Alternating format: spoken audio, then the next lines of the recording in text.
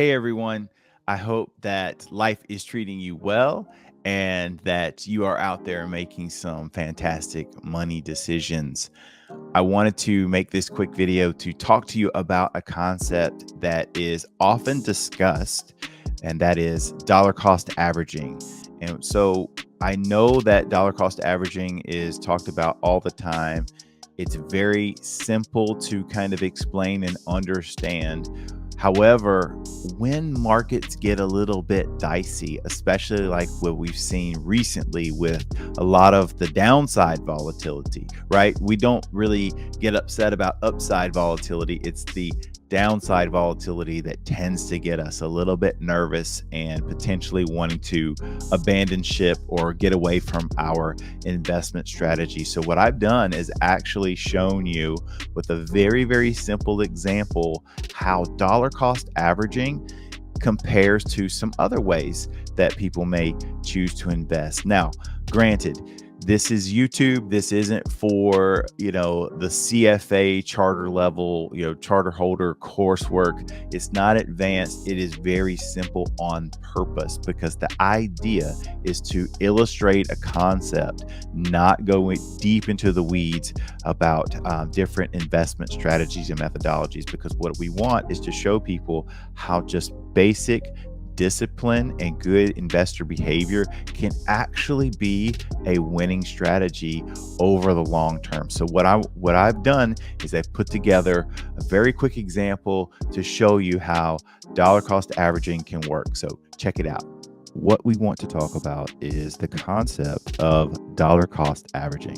And dollar cost averaging is a pretty generic, it's a term or a phrase that's used all the time, and basically it refers to the process of consistently putting dollars to work in the market despite fluctuating share prices. This is not the same thing as trying to time the market. It's simply saying I have X dollars to invest and I'm going to consistently invest these dollars according to a set schedule or time frame, and no matter what happens with share prices, I'm going to consistently invest, and thus I'm going to average or dollar cost average my investments over time.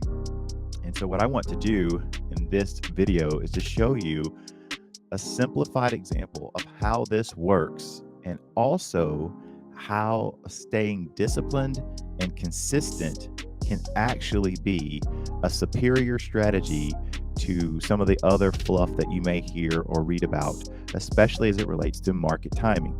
So I want to start out with just simply using a very generic example. And I've got my good friend at the top here. You'll see I've got DC Dave here. So DC Dave, dollar cost averaging Dave. Dave is going to invest his money into the XYZ fund at, right now, the XYZ fund is trading at $50 per share, and he's got $5,000 to invest, and he's going to equally spread this out over a period of time. You can see how this will work on the left-hand side. Dave will take $1,000 at $50 a share, and he can get 20 shares. Well, XYZ fund starts to have a little trouble. We see a little 10% pullback. Now XYZ fund is trading at $45 per share. Well, Dave, he's still on schedule. He continues to invest. His $1,000 now buys him 22.22 shares. Well, as you can see, it continues. Now XYZ enters into a bear market. It's now trading $40 a share. It's 20% off of its previous high of $50 per share. But Dave is undeterred. He continues to invest his money. He now has $1,000 at $40 per share and gets him 25 shares. Now XYZ fund starts to recover. We see a sharp bounce back. It's back up to $50 per share. Dave is still investing. He gets another 20 shares. And then we finally, at the very end, we see a little bit of price appreciation over when he originally started. Dave is still investing. He gets $1,000. That $1,000 now buys him 18.18 shares. So you can see through this entire time, Dave has continued to invest his dollars. He now owns 105.4 shares of the XYZ fund. His total investment was $5,000.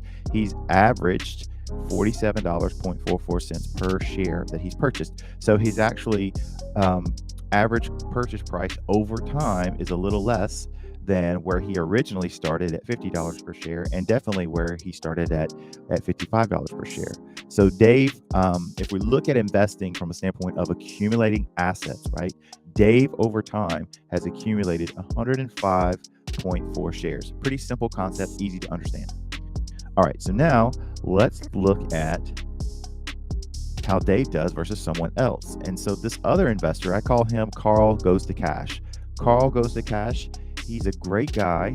However, when the market gets dicey, Carl always wants to run. He wants to stop investing. And so Mr. Goes to Cash, he starts out. We're also using the XYZ fund starting out at $50 per share.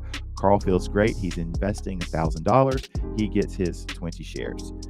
Well, XYZ fund, we know from the example with Dave, XYZ fund loses, roughly 10% normal market correction. Carl doesn't like it, but he continues to invest. He has $1,000 at $45 per share. He gets his 22.22 shares. Well, remember, XYZ fund went into a bear market. And so XYZ fund lost 20%. Well, Carl did not like that. Carl was very nervous, very upset about the market, was not excited about putting any cash to work. So he decided that he was not going to invest any more money. Well, we remember XYZ had a sharp recovery. It bounced back very quickly.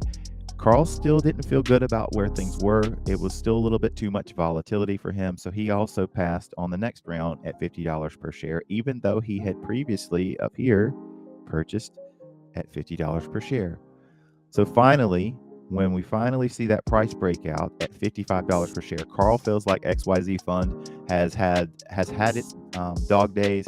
Now he's feeling good about investing again. So he decides to take his entire amount, the $3,000. So his previous rounds of $1,000 that he did not invest, that he kept in cash, and this round's $1,000. So he's got $3,000 total to invest at $55 per share.